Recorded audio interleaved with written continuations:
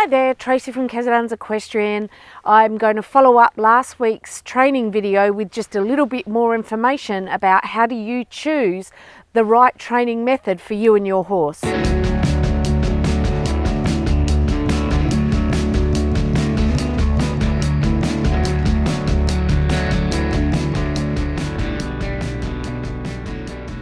So we've looked at reinforcing behaviours, but there's also a way that we use to decrease a behaviour that we don't want. And the common term for this is punishment. And much like reinforcement, there's positive and negative punishment. Positive punishment is adding something that the horse does not like to reduce a behaviour, and negative punishment is taking something away that the horse likes to reduce a behaviour. Negative punishment isn't very often used. You often see parents using negative punishment in taking away being able to watch television for a behaviour. Now let's bear in mind that horses are not able to process any complex thoughts, so anything that is delayed isn't really going to have much of an effect on their behaviour. So using negative punishment is quite difficult in terms of horse training. We do sometimes use what I would call positive punishment. For example, a horse turning around to bite and your arm happens to be in the way and it hits its head. That's adding something that the horse didn't want to try and reduce that behaviour of your horse swinging its head around to give you a bit of a nip. One of the reasons punishment isn't anywhere near as effective with horse training is timing. Much the same as the negative and positive reinforcement, your timing needs to be spot on. In fact, the closer your response to a behaviour, the quicker that behaviour will be learnt. So in reality, the reinforcement or the punishment has to occur within about a second of that behaviour. So if you're thinking at any time that you get off having a bad ride and telling your horse off on the way is doing anything, it isn't.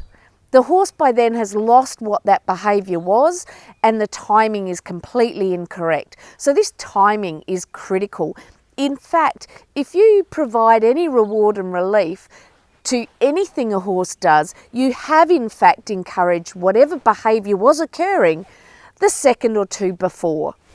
This is why it's really important for us to find a method or mode of training that suits us. If you're going to be a little bit fumbly with it, not as quick to provide the reward or relief, and your timing isn't as good, then you need to try and find something or cut it down even into a more simple training task rather than a more complex one, where your timing can be as close to the behaviour you're trying to reinforce as possible. Timing is everything in horse training. We don't have language to be able to explain to them. They don't have this ability for complex thought where you put them away in the paddock and they think about what they've done. There's no use for time out like we might do with children. They don't think like that. So any kind of training method where your timing can be on point is really the training method that you and your horse should be using. The other word that's thrown around a lot in training, and it's a science training term as well, is habituation. Now, habituation is simply getting a horse used to something. Normally we do this by introducing something slowly and making sure the horse is only slightly out of its comfort zone until that becomes comfortable and try again. So the idea of this is getting the horse used to something that you want it to be used to without it being able to produce any really negative behaviour like bolting, running away, kicking, anything like that. So if you start jumping things on a horse, then their flight response is going to be provoked. So introducing things slowly to your horse to make them more and more comfortable and calm with it is what we call habituation. So back to what is the right training method for you. So just to summarise, if a training method you're looking at enables you to correctly use negative and positive reinforcement, maybe some positive punishment at times, but really reduces the reliance on punishment for training.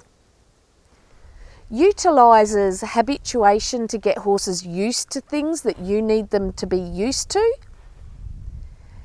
And this is all done in a way where your timing can be on point and within a second of a behaviour.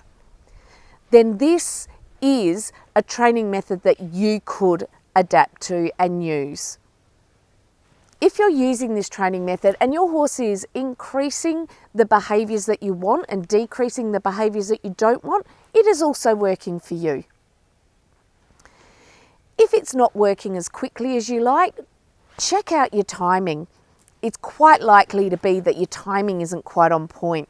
It's really, really critical for the horses to get that reinforcer within about a second of the behaviour that you want. So there is no one training method that is the perfect method.